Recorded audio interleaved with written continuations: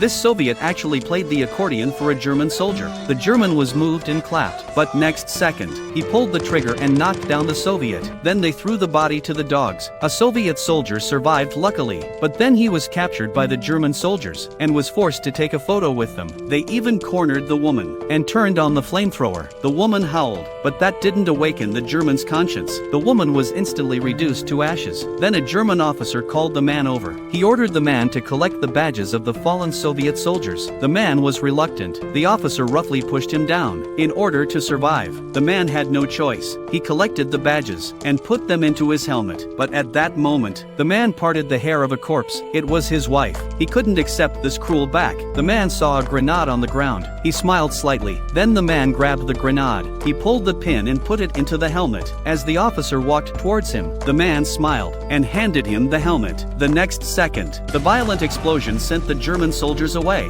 The man was reunited with his wife in heaven. Then a disabled Soviet soldier dragged his legs and went to the machine gun, launched a final attack on the Germans until the last bullet was fired. But he was also shot in the shoulder. Before meeting God, he took a family photo out of his shirt and looked at his family. When a German outside pulled open a grenade and threw it in, the man left the world. But the war was not over. The tragedy continued. Soviet troops had no way back. There were no supplies at the base, so the officer told the boy, "Let him find water." The boy took a pistol and snuck into the ruins. Suddenly he found a surviving girl, and she wept. But suddenly there were footsteps. It turned out that a German was rummaging through the food. The two children hid under a table. The Germans spotted them, but felt no threat, and continued to eat. The next moment,